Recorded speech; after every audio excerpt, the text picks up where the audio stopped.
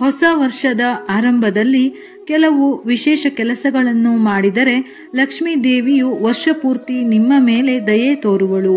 ಹೊಸ ವರ್ಷ 2024ರಲ್ಲಿ ಯಾವ ಪರಿಹಾರಗಳು ನಿಮಗೆ ಹಣ, ಉದ್ಯೋಗ, ವೈವಾಹಿಕ ಜೀವನದಲ್ಲಿ ಸಂತೋಷವನ್ನು ತರುತ್ತದೆ ಎಂದು ತಿಳಿಯೋಣ.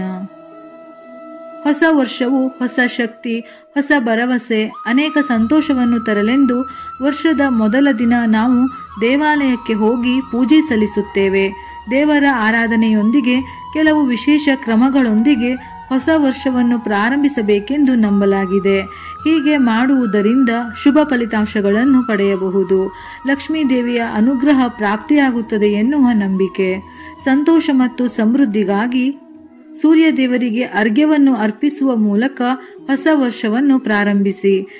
ಇದರ ನಂತರ ಗಂಗಾಜಲ, ಬಿಲ್ವಪತ್ರೆ, ಅಕ್ಷತೆಯನ್ನು ತಾಮ್ರದ ಪಾತ್ರೆಯಲ್ಲಿ ಹಾಕಿ ಶಿವಲಿಂಗಕ್ಕೆ ಅರ್ಪಿಸಿ.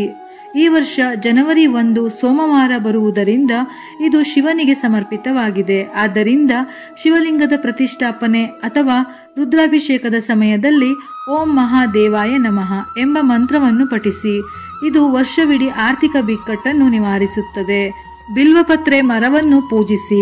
ಬಿಲ್ವಪತ್ರೆ ಮರ ಇರುವ ಮನೆಗಳಲ್ಲಿ ಶಿವನು ವಾಸಿಸುತ್ತಾನೆ ಎಂದು ನಂಬಲಾಗಿದೆ. ಆ ಮನೆಯಲ್ಲಿ ಧನಲಕ್ಷ್ಮಿ ವಾಸಿಸುತ್ತಾಳೆ ಎಂದು ಹೇಳಲಾಗುತ್ತದೆ. ಆದ್ದರಿಂದ 2024ರ ವರ್ಷದ ಮೊದಲ ದಿನದಂದು ಮನೆಯ ಉತ್ತರ ದಿಕ್ಕಿನಲ್ಲಿ ಬಿಲ್ವಪತ್ರೆ ಗಿಡವನ್ನು ನೆಡಿ. ಇದು ಎಂದಿಗೂ ದುಷ್ಟಶಕ್ತಿಗಳನ್ನು ಮನೆಯೊಳಗೆ ಪ್ರವೇಶಿಸಲು ಬಿಡುವುದಿಲ್ಲ. ಹಳದಿ ಸಾಸಿವೆಯಿಂದ ಲಕ್ಷ್ಮೀ ದೇವಿ ಒಲಿಯುತ್ತಾಳೆ. 2024ರ ಮೊದಲ ದಿನದಂದು ಹಳದಿ ಸಾಸಿವೆಯನ್ನು ಕರ್ಪೂರದೊಂದಿಗೆ ಬೆಳ್ಳಿ ಅಥವಾ ಸ್ಟೀಲ್ ಬಟ್ಟಲಿನಲ್ಲಿ ಸುಡಬೇಕು.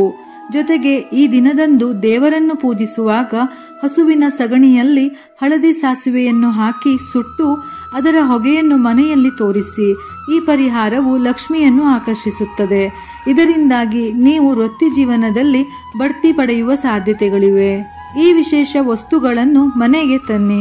ಹೊಸ ವರ್ಷದ ಮೊದಲ ದಿನ ಅಥವಾ ಕೆಲವು ಆರಂಭಿಕ ದಿನಗಳಲ್ಲಿ ಮನೆಗೆ ದಕ್ಷಿಣಾವರ್ತಿ ಶಂಖ, ಏಕಾಕ್ಷಿ ತೆಂಗಿನಕಾಯಿ, ಹಿತ್ತಾಳೆ ಆನೆಯನ್ನು ತನ್ನಿ. ಇದನ್ನು ಕೆಲಸದ ಸ್ಥಳದಲ್ಲಿಯೂ ಇಡಬಹುದು. ಇವುಗಳ ಶುಭ ಪರಿಣಾಮವು ಉದ್ಯೋಗ, ವ್ಯವಹಾರದಲ್ಲಿ ಉತ್ತಮ ಲಾಭವನ್ನು ನೀಡುತ್ತದೆ. ಪ್ರಗತಿಯ ಹಾದಿಯಲ್ಲಿ ಯಾವುದೇ ಅಡೆತಡೆಗಳು ಇರುವುದಿಲ್ಲ. ಗ್ರಹಗಳ ದೋಷಗಳು ಸಹ ದೂರವಾಗುತ್ತದೆ.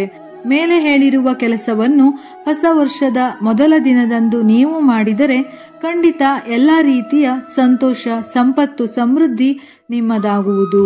ಇದೇ ರೀತಿಯ ಮನಮುಟ್ಟುವ ಉಪಯುಕ್ತ ಮಾಹಿತಿಗಳಿಗಾಗಿ ಮತ್ತೆ ಭೇಟಿಯಾಗೋಣ.